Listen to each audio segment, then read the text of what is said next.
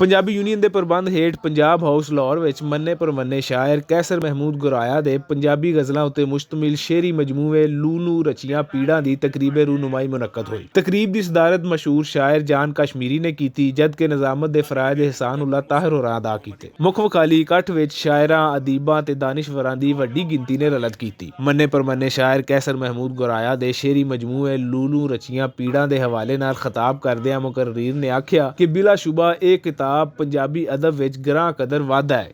Cancer Mahmud ਗੁਰਾਇਆ ਦਾ ਸ਼ੁਮਾਰ ਪੰਜਾਬੀ ਦੇ ਜਦੀਦ ਤੇ ਜਵਾਂ ਫਿਕਰ ਸ਼ਾਇਰਾਂ ਵਿੱਚ ਹੁੰਦਾ ਹੈ, ਜਿਨ੍ਹਾਂ ਦੀ ਸ਼ਾਇਰੀ ਦਾ ਮਰਕਜ਼ ਤੇ ਮਹਿਵਰ ਇਨਸਾਨ ਤੇ ਮਾਸ਼ਰਤੀ ਨਿਜ਼ਾਮ ਦੇ ਤਜ਼ਾਦਾਤ, ਜ਼ਿੰਦਗੀ ਦੀ ਤਲਖੀਆਂ, ਹਾਲਾਤ ਦੀ ਸੰਗੀਨੀਆਂ, ਬੇਸਬਾਤੀ, ਬੇਯਕੀਨੀ, ਖੌਫ, ਫਸਾਦ, ਹਜ਼ਾਰਾਂ ਖਵਾਇਸ਼ਾਂ ਦੇ ਸੁਪਨੇ ਰੁਸਵਾ ਹੁੰਦੇ ਹੋਏ ਵਿਗੜਦੇ ਹਾਲਾਤ ਤੇ ਵਾਕਿਆਤ ਦੇ ਜ਼ਬਰ ਦਾ ਮੰਜ਼ਰਨਾਮਾ ਹੈ। ਕੈਸਰ ਗੁਰਾਇਆ ਹੋਰਾਂ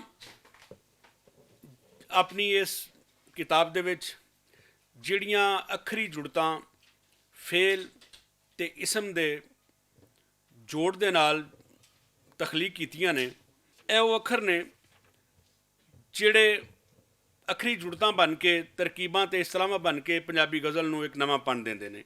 ਗਜ਼ਲ ਦੀ ਦੁਨੀਆ 'ਚ ਉੱਚ ਲਿਖਾਰੀ ਦੀ ਧੁੰਮ ਪਈ ਹੈ ਕਿ ਜਿਸ ਨੇ ਆਪਣੇ ਕਲਮ ਦੇ ਰਾਹੀਂ ਨਵੇਂ ਖਿਆਲਾਂ ਦੀ ਰੌਸ਼ਨੀ ਨਾਲ ਅਦਬ ਦਾ ਮੱਥਾ ਕੀਤਾ ਰੌਸ਼ਨ। ਅਦਬ 'ਚ ਹੈ ਬੇਮਿਸਾਲ ਕੈਸਰ, ਹੈ ਵੀਰ ਸਾਡਾ ਕਮਾਲ ਕੈਸਰ।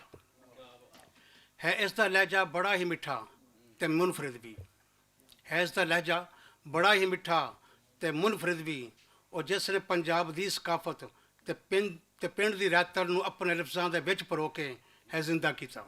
ਇਸ ਮਹਿਫਲ 'ਚ ਆ ਕੇ ਮੇਰੇ ਦਿਲ 'ਚ ਬਹੁਤ ਖੁਸ਼ੀ ਮਹਿਸੂਸ ਕੀਤੀ ਹੈ ਮੈਂ ਕਿ ਯਾਰ ਅਸੀਂ ਤਾਂ ਇਹਨੂੰ ਆਪਣਾ ਕੈਸਰ ਹੀ ਸਮਝਦੇ ਰਹੇ ਹਾਂ, ਇਹ ਤਾਂ ਪੰਜਾਬ ਦੀ ਬੜੀ ਵੱਡੀ ਸ਼ਾਨ ਨਜ਼ਰ ਆਈ ਹੈ ਮੈਨੂੰ। ਅੱਜ ਖੁਸ਼ੀ ਦੀ ਗੱਲ ਹੈ ਕਿ ਸਾਡਾ ਬਰਖੁਰਦਾਰ ਕੈਸਰ ਗੁਰਾਇਆ ਹੋਰੀ ਪੰਜਾਬੀ ਅਦਬ 'ਚ ਇੱਕ ਨਾਂ ਰੱਖਦੇ ਨੇ, ਇੱਕ ਮਕਾਮ ਰੱਖਦੇ ਨੇ। ਮੈਂ ਸ਼ਾਬਾਸ਼ ਦਿੰਦਾ ਵਾਂ। ਕੈਸਰ ਮਹਿਮੂਦ ਗੁਰਾਇਆ ਪੀੜਾਂ ਦੀ ਪੰਡ ਚੁੱਕ ਕੇ ਲੂ ਰਚੀਆਂ ਪੀੜਾਂ ਦਾ ਹੌਕਾ ਦਿੰਦਿਆਂ ਹੋਇਆਂ ਆਪਣਾ ਗਜ਼ਲ ਪਰਾਗਾ ਪੰਜਾਬੀ ਅਦਬ ਨੂੰ ਦਾਨ ਕੀਤਾ ਹੈ। ਜਿਨ੍ਹਾਂ ਪੀੜਾਂ ਦਾ ਉਹ ਜ਼ਿਕਰ ਕਰਦਾ ਹੈ ਇਹ ਇਨਫਰਾਦੀ ਵੀ ਨੇ ਤੇ ਇਜਤਮਾਈ ਵੀ। ਮੁਆਸ਼ਰੇ ਵਿੱਚ ਵਸਣ ਵਾਲੇ ਹਰ ਮਨੁੱਖ ਦੇ ਨਾਲ ਇਹ ਪੀੜਾਂ ਸਫ਼ਰ ਕਰਦੀਆਂ ਨੇ। ਇਹ ਪੀੜਾਂ ਅਸਲ ਵਿੱਚ ਮਨੁੱਖ ਦੇ ਸਰੀਰ ਦਾ ਹਿੱਸਾ ਨੇ ਤੇ ਉਹਦੀਆਂ ਨਾੜਾਂ ਵਿੱਚ ਉਹਦੇ ਲਹੂ ਦੇ ਨਾਲ ਚੱਲਦੀਆਂ ਨੇ। ਕੈਸਰ ਭਰਾ ਨੇ ਜਿਹੜੀ ਕਿਤਾਬ ਲਿਖੀ ਲੂ ਰਚੀਆਂ ਪੀੜਾਂ, ਇਹ ਪੀੜਾਂ ਨਾ ਹੋਣ ਤੇ ਬੰਦਾ ਆਪਣੇ ਆਪ ਨੂੰ ਪਹਿਚਾਨ ਵੀ ਨਹੀਂ ਸਕਦਾ, ਆਪਣੇ ਆਪ ਨੂੰ ਮਨਵਾ ਵੀ ਨਹੀਂ ਸਕਦਾ ਤੇ ਦੁਨੀਆ ਨੂੰ ਸਹੀ ਤਰੀਕੇ ਨਾਲ ਵੇਖ ਵੀ ਨਹੀਂ ਸਕਦਾ। ਕੈਸਰ ਸਾਹਿਬ ਨੇ ਇਹ ਪੀੜਾਂ ਨੂੰ ਪਹਿਚਾਨਿਆ ਤੇ ਜਿਸ ਤਰੀਕੇ ਨਾਲ ਉਹਨਾਂ ਨੇ ਕਲਾਮ ਲਿਖਿਆ वो दासदा पे अपना आप। इतना मसरूफ़ आदमी पता नहीं गज़ल कैसे कह लेता है। गज़ल के लिए से वक्त कहाँ से मिलता है, तो वो फिर गज़ल कहता ही नहीं। पूरी पंजाब की जो रहतल है वो उसको समो देता है। सिर्फ समोता ही नहीं, उसमें उसके पूरे रंग इस तरह बरता है जो अल्फाज हैं वो आईना बन जाते हैं। ये बड़ा इसका कमाल है। और शेर पढ़ने का जो ये जिस तरीके से पढ़ता है वो लगता है इसी का हक है। हम लोग पंजाबी में शेर पढ़ेंगे ना तो उर्दू का अंदाज़ होगा, बड़ा ठेठ पंजाबी का अंदाज़ नहीं होगा। कई स्पोकन पंजाबी में बोलेंगे, कई ये मैसेज वाली ज़ुबान बोलेंगे, लिखेंगे। लेकिन ये आदमी जिसे कैसर महमूद गुराया कहते हैं, यकीन जाने जिसे लगता है ये माँ बोली के लिए ही पैदा हुआ। ਗੱਲਬਾਤ ਕਰਨ ਵਾਲਿਆਂ ਦਾ ਕਹਿਣਾ ਸੀ ਕਿ ਇਹ ਕਿਤਾਬ ਫੰਨੀ ਤੇ ਫਿਕਰੀ ਲਿਹਾਜ਼ ਦੇ ਨਾਲ ਦਿਲ ਦੇ ਭੇਦ ਖੋਲਦੀ ਹੈ। ਉਹਨਾਂ ਨੇ ਪੰਜਾਬੀ ਗਜ਼ਲ ਨੂੰ ਇੱਕ ਨਵਾਂ ਲੱਭੋ ਲਹਿਜਾ ਦਿੱਤਾ ਹੈ। ਆਪਣੇ ਫਨ ਉੱਤੇ ਇੰਨੀ ਗ੍ਰਿਫਤ ਰੱਖਦੇ ਨੇ ਕਿ ਉਹਨਾਂ ਦੀਆਂ ਗਜ਼ਲਾਂ ਵਿੱਚ ਹਰ ਸ਼ੇਰ ਕਿਸੇ ਨਗੀਨੇ ਵਾਂਗੂ ਹੈ। ਇਸ ਮੌਕੇ ਉੱਤੇ ਮਹਿਫਿਲ ਮੁਸ਼ਾਇਰਾ ਦਾ ਪ੍ਰਬੰਧ ਕੀਤਾ ਗਿਆ, ਜਿਹਦੇ ਵਿੱਚ ਸ਼ਾਇਰਾਂ ਆਪਣਾ ਕਲਾਮ ਸੁਣਾ ਕੇ ਭਰਵੀਂ ਦਾਦ ਵਸੂਲੀ। ਮਾਰ ਗਏ ਪੰਛੀ ਸਭ ਉਡਾਰੀ ਵਾਰੀ ਵਾਰੀ, ਮਾਰ ਗਏ ਪੰਛੀ ਸਭ ਉਡਾਰੀ ਵਾਰੀ ਵਾਰੀ, ਬਹਿ ਗਏ ਥੱਕ ਕੇ ਸਭ ਸ਼ਿਕਾਰੀ ਵਾਰੀ ਵਾਰੀ। ਔਰ ਉਮਰਾਂ ਸਿਰ ਨੇ ਸਿਰੇ ਹੁਸਨ ਜਵਾਨੀ ਵਾਲੇ। ਉਮਰਾਂ ਸਿਰ ਨੇ ਸਿਰੇ ਹੁਸਨ ਜਵਾਨੀ ਵਾਲੇ, ਮੁੱਕ ਜਾਣੀਏ ਸਭ ਫਨਕਾਰੀ ਵਾਰੀ ਵਾਰੀ। ਚਾਰ ਚੁਫੇਰੇ ਖੁਸ਼ਬੂ ਕੇਰੇ, ਜਿਸ ਕਮਰੇ ਵੱਲ ਜਾਵਾਂ ਮੈਂ। ਚਾਰ ਚੁਫੇਰੇ ਖੁਸ਼ਬੂ ਕੇਰੇ, ਜਿਸ ਕਮਰੇ ਵੱਲ ਜਾਵਾਂ ਮੈਂ। ਰਾਤੀ ਸੋਹਣਾ ਸੁਪਨੇ ਆਇਆ, ਗਲ ਬਾਵਾਂ ਦਾ ਹਾਰ ਹੋਇਆ। ਬੰਦੇ ਅਥਰੂ ਪੀਤੀ ਜਾਂਦੇ,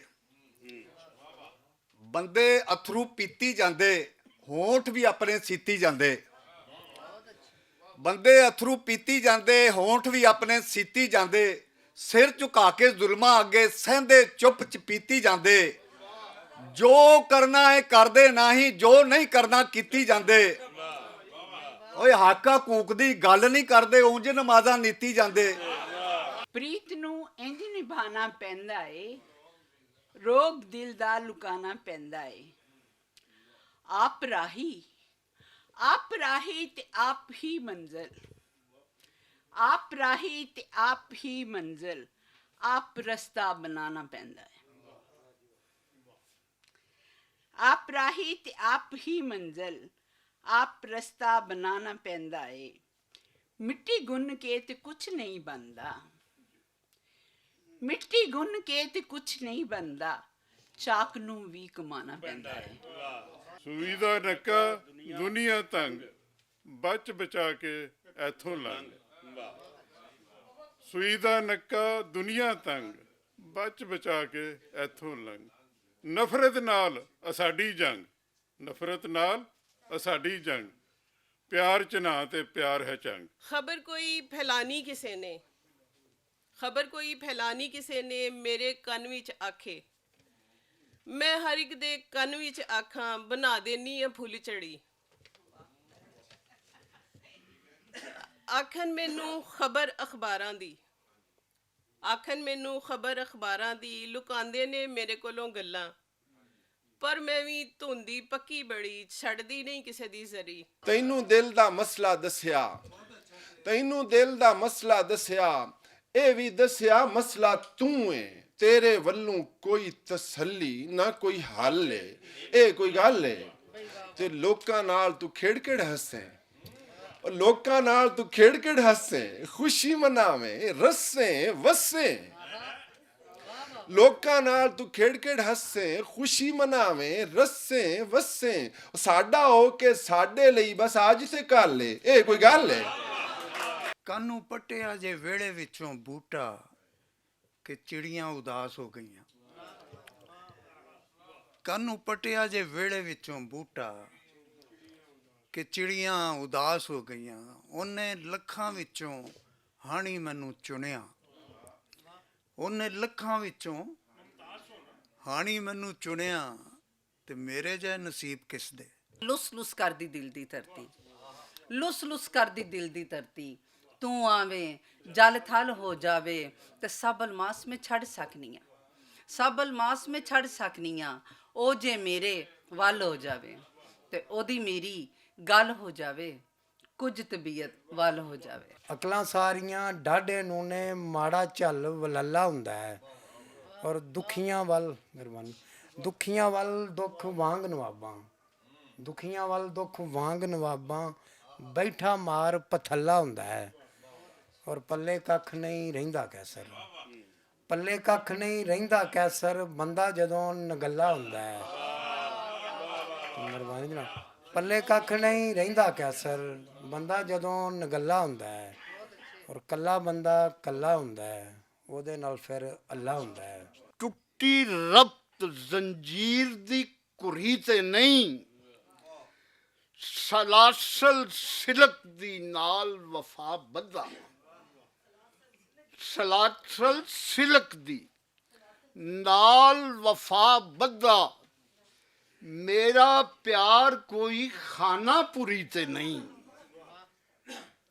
ਕਾਹਦਾ ਖੌਫੀ ਅਦਲ ਨੂੰ ਦੱਸ ਤੇ ਸਹੀ।